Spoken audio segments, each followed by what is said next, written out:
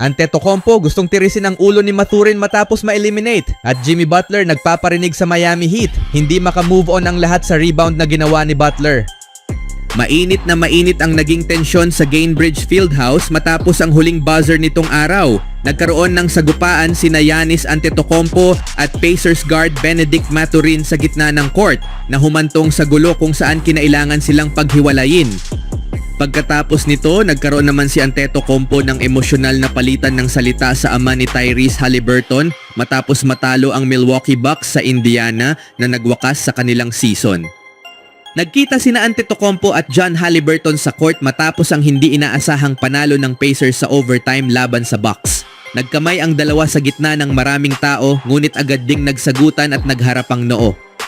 Kalaunan ay pinaghiwalay din sila at nagkanya-kanyang lakad. Nagbigay pa si Antetokounmpo ng thumbs up kay John Haliburton habang siya'y papalayo.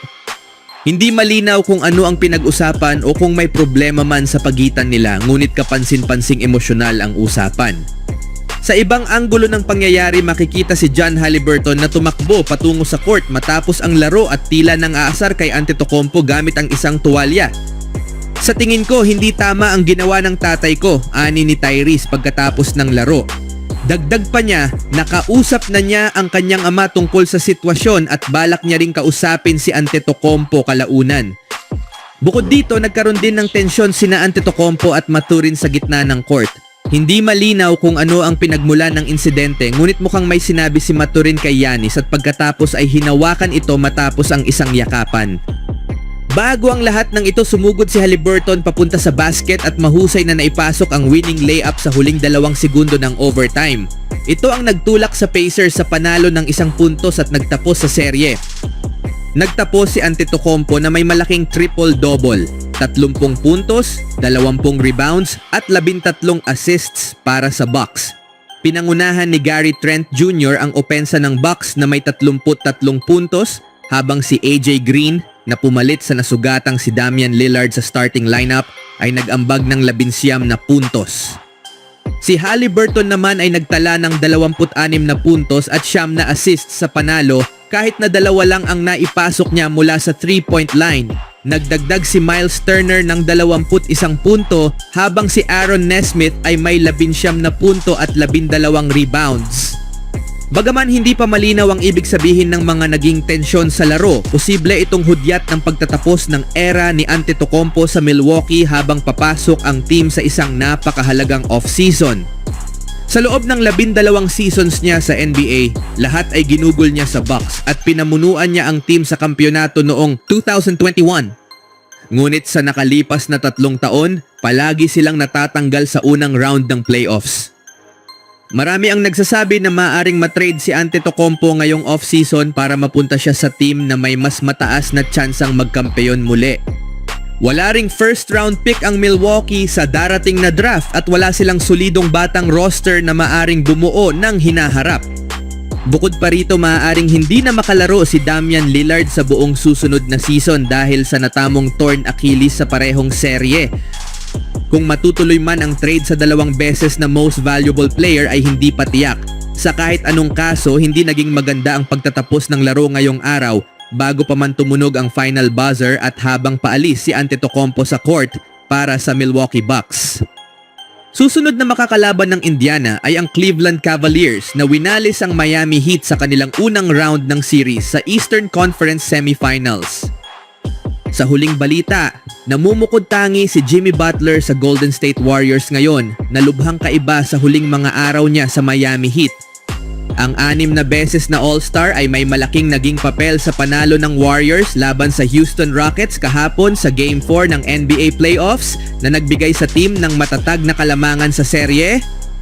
Nang sumali si Butler sa team ng Bay Area, marami ang nagduda kung swak siya sa sistemang meron na sina Stephen Curry at Draymond Green.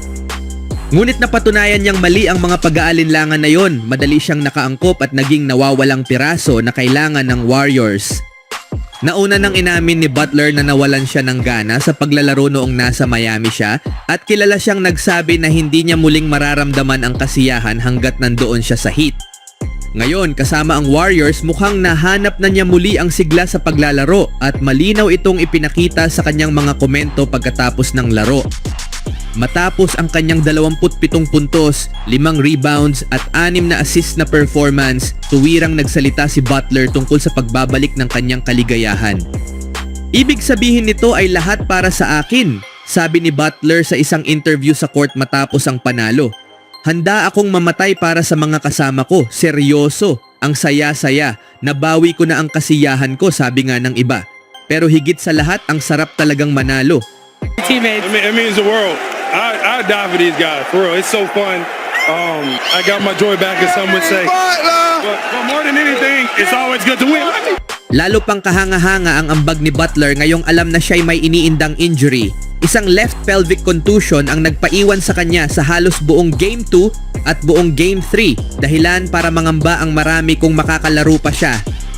Sa kabila ng sakit, bumalik siya sa Game 4 at bumida, nagtala ng 23 sa kanyang 27 puntos sa second half, kabilang ang 14 sa huling quarter.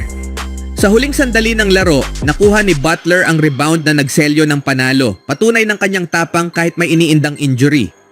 Napansin din ang mabagal niyang simula sa Game 4 lalo na ng kanyang mga kakampi. Ayon kay Draymond Green, sa unang 3 quarters halos hindi siya makagalaw, ani ni Green sa panayam ng NBC Sports Bay Area. Pero hindi siya nagreklamo, nanatili siyang nakatutok. Ang mahalaga, nung dumating ang tamang oras, lahat kami ay hinanap siya para ibigay ang bola. At kapag napunta sa kanya may nangyayaring maganda, para sa kanya o para sa iba, malaking bagay talaga yon. First 3 quarters he couldn't move. Not sure how he started moving in the fourth. And yet, he never complained. He stuck.